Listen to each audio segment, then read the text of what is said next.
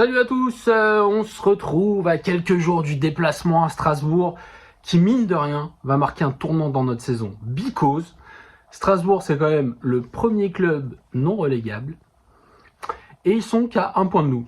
Ça veut dire que si on perd à la Méno, on va s'offrir une saison magnifique façon 2000-2001 où au départ, on visait le titre, on sait pas trop les places européennes, et puis après, on s'est dit, oh, on se rapproche dangereusement de la zone rouge, là.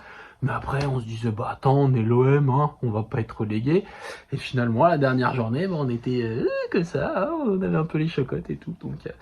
Donc la Méno, ça va être un vrai tournant dans notre saison. Samedi soir, voilà, match en Alsace, et qui dit tournant dit obligation d'avoir un bon gardien.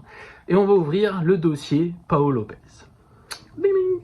Alors Pau Lopez, j'ai pas voulu lui tirer dessus depuis qu'il est arrivé, parce que mon ami Nader s'en tirait très bien tout seul. Mais force est de constater que il est décevant, quoi. Donc il est arrivé pour prendre la succession de Mandanda, on est d'accord. Et depuis, c'est très sérieux, Pau Lopez, c'est très sérieux, c'est très sobre, mais c'est le problème, c'est qu'il n'y a pas d'exploit, quoi. Là, j'ai vu une stat, c'est le 16e gardien au niveau des arrêts en Ligue 1. Alors derrière lui, c'est marrant, il y a Mandanda, donc finalement, c'était un bon choix de Longoria, parce qu'il fait mieux que Mandanda. Le problème, c'est que Mandanda est avant-dernier.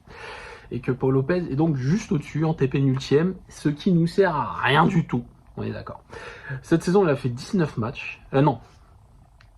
16 matchs. Il a fait 16 matchs. Il a encaissé 19 buts. Quand même pas terrible.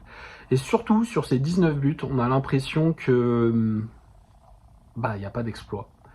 Et il y en a peu, relativement peu, on va dire, qui auraient pu être évités. Mais il n'y a pas d'exploit. Et quand on est un club comme l'OM, et quand on pense jouer les premiers rôles comme l'OM, il nous faut un gardien décisif. Il y a juste à regarder en fait les finales européennes qu'on a pu jouer dans notre histoire.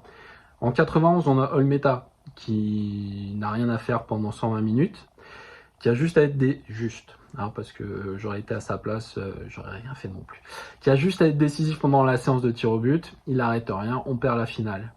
93, on a Barthez qui arrête tout en première mi-temps. Et pourtant, Dieu sait s'il s'est fait canarder. 99, on a Porato qui est totalement transparent, on s'en prend 3 contre Parme. 2004, Barthez qui se fait expulser presque d'entrée de jeu. Et ensuite, en 2018, on a Mandanda. Mandanda, lui, son truc, c'était de réussir une grosse parade par match. Vraiment un truc de ouf, tu vois. Et de se prendre un but de merde à côté. Parce que c'était phénoménal sur la parade, et puis c'était très neutralico sur les autres actions.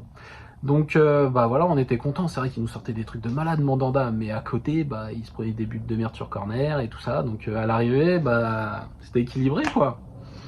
C'était pas mieux que Pau Lopez, mais quand on est l'OM, on se doit d'avoir un vrai gardien qui réalise une ou plusieurs parades par match, quoi. Donc, il me semble que on lui a donné sa chance suffisamment longtemps à l'ami Pau. Et que en plus visiblement il y a des petits problèmes. Alors je sais pas si c'est dans sa vie privée, je sais pas si c'est psychologique, mais en plus il s'est mis une bonne partie des supporters à dos, hein, faut le reconnaître, donc ça va être compliqué pour lui. Donc je serai Longoria, je recruterai à ce poste. Après le profil je sais pas, parce que si on prend un jeune comme le Toulousain dont j'ai oublié le nom, c'est sûr il a l'air d'avoir un talent de fou, mais en plus il a une baraka de fou parce qu'il a été sauvé 13 fois par ses montants, faut pas oublier. Du coup, s'il a chance et reste à Toulouse et qu'il y a que lui qui vient à Marseille et qui se prend 3 buts au premier match, ça risque d'être compliqué pour lui. Donc voilà, est-ce qu'on prend un jeune talentueux ou un mec plus âgé? Ce qui est sûr, c'est qu'il nous faut du talent, il nous faut des arrêts décisifs, parce que les grandes équipes, c'est ça aussi, c'est un grand gardien, on peut pas se permettre d'avoir un gardien neutre. Et Pau Lopez, c'est neutre. Et à l'OM, on peut pas être neutre, ça c'est pas possible.